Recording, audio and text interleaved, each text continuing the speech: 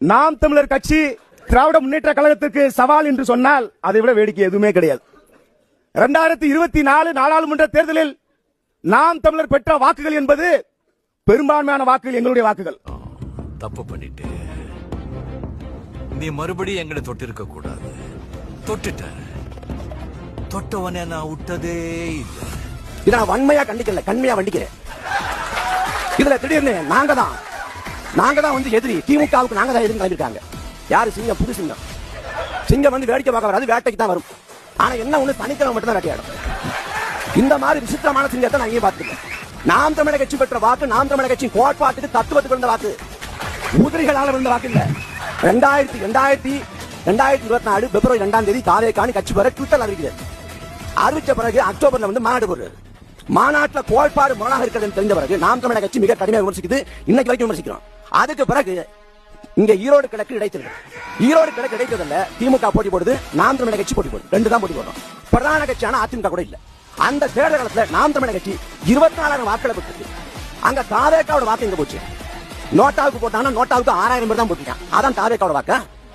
இல்ல வாக்குப்பதிவு குறைஞ்சிருக்கான்? வாக்குப்பதிவு குறையவே இல்லை. எங்க போச்சு தாவேகாவோட வாக்கு? கணத்தை காணுங்கிற மாதிரி வாக்க காணும் புகார் கொடுங்க.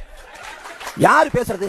விஜய் பேசாருல, கச்சத்தீவு நாங்க பேசணும், பேசின பிறகு இலங்கை அதிபரே போயிட்டாரு. ஒரே ஒரு முறை நான் சவால் வர விஜய்க்கு, காவிரி சிக்கல் குறித்து, முல்லை பெரியார் குறித்து ஜனநாயகன் படம் வெளியாக முன்பு பேசணும்.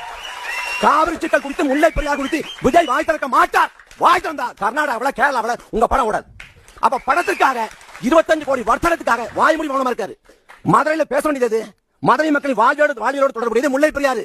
திருச்சியில வந்து காவிரி ஓடுது. இந்த காவிரி முல்லை பெரியார் குறித்து எந்த காலத்தையும் பேச மாட்டார். என்ன ஸ்கிரிப்ட்ல இல்ல, அது வேற கதை. அவர் பேச மாட்டார். அவரை சொல்லி பயன் இல்ல. அண்ணன் ஜான் அவசியம் இருக்கிறாரு, அவர் தான் நமக்கு வச்சுக்கணும். அப்படிப்பட்ட விசித்திரமான ஒரு தலைவர். அதுவும் நான் போராட்டங்களுக்கு வர மாட்டேன். போராட்டத்தை விரும்பாத, போராடுறவங்களை வந்து சமூக விரோதி, தீவிரவாதி, பயங்கரவாதி சொல்லக்கூடிய வலதுசாரிகள் கூட போராட்ட களத்துக்கு தான் வராங்க அரசியல் பண்ண. ஆனா இவர் நான் வரமாட்டேங்க, நீங்க பணம் இருப்பாங்க. அப்ப யாருக்கு நஷ்டம், யாருக்கு இழப்புனா கட்டாயம் விஜய்க்கு தான் 2026 இழப்பு.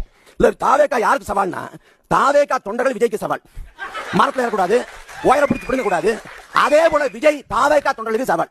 வெளில வரணும், பணை விட்டு வாங்க தலைவா உருண்டு போடணும். இந்த மாதிரி இருக்குது.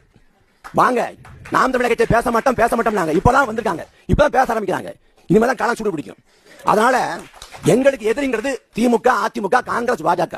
அப்ப எங்களுக்கு ஒரே ஒரு முடிவு தான், களத்துல எதிரியை வீழ்த்தணும். களத்துக்கு முன்பே போலிகளை வீழ்த்தணும், அமலப்படுத்தணும். தமிழ் தாய் வாழ்க, தலைவர் பிரபாகரன் வாழ்க.